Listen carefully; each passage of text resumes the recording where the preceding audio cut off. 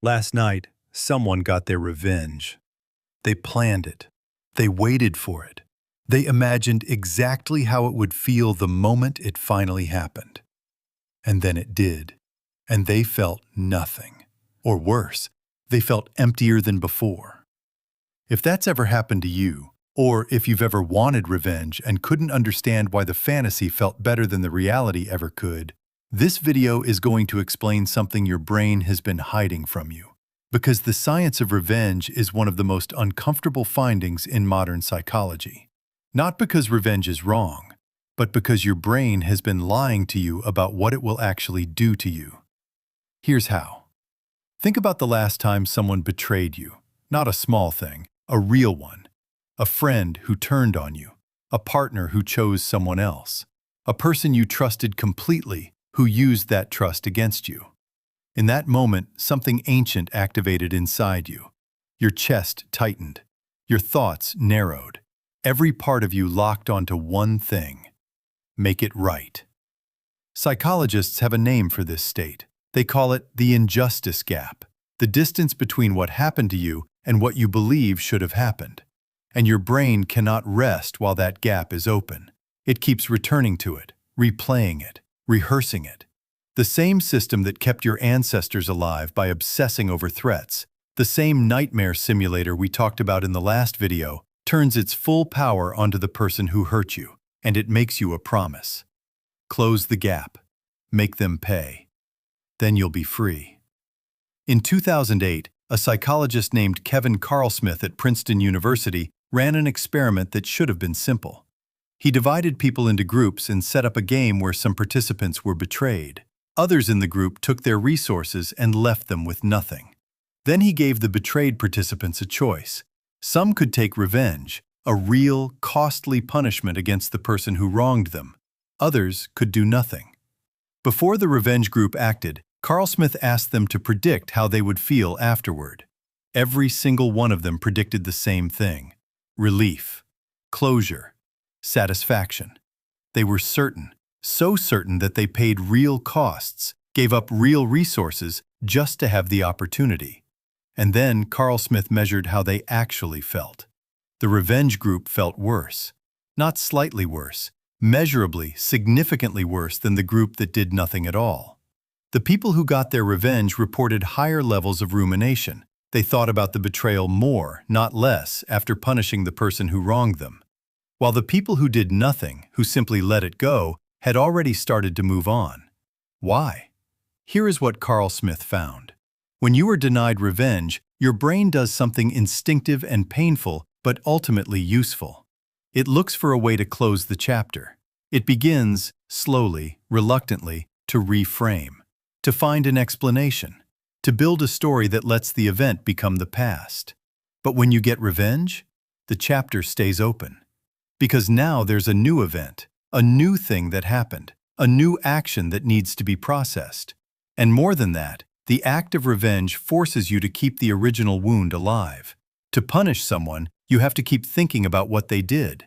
You have to stay in contact with the injury. You have to keep the gap open, just long enough to close it. And by the time you do, the gap has become part of you. Your brain told you revenge would feel like putting down a heavy weight. What it actually feels like is picking up a different one. There's a second layer to this that almost nobody talks about. When someone betrays you, especially someone close, something happens in your brain that goes beyond emotion. Naomi Eisenberger at UCLA spent years studying what happens neurologically when people experience social rejection and betrayal. What she found changed how neuroscientists think about emotional pain. The same region of the brain that processes physical pain, the dorsal anterior cingulate cortex, lights up when you are rejected by someone you trusted. Not metaphorically, literally the same neural pathway. Your brain does not distinguish between a broken bone and a broken trust. Both register as damage. Both trigger the same alarm system. This is why betrayal doesn't feel like sadness. It feels like something physical, a weight in the chest, a tightness in the throat, an ache that moves through you like something real was removed. Because as far as your brain is concerned, something real was removed. The person you trusted was, neurologically, an extension of your own safety system. And when they betrayed you, part of that system collapsed. So now you understand two things. 1. Revenge keeps the wound open. 2. The wound itself is registered in your brain as physical damage, which means the question isn't whether revenge is moral. The question is, what actually closes the wound? And this is where the science goes somewhere most people don't expect. Michael McCullough at the University of Miami has spent decades studying forgiveness, not as a moral concept, but as a biological one. What he found is that forgiveness was not invented by religion or philosophy. It was invented by evolution. Hunter-gatherer bands had no police, no courts, no way to remove a person who wronged you and never see them again. If someone in your group of 30 people betrayed you, you still had to hunt with them tomorrow. You still had to share water with them. You still had to trust them at your back when the predator came. Carrying the injustice gap indefinitely was not an option. It cost too much energy.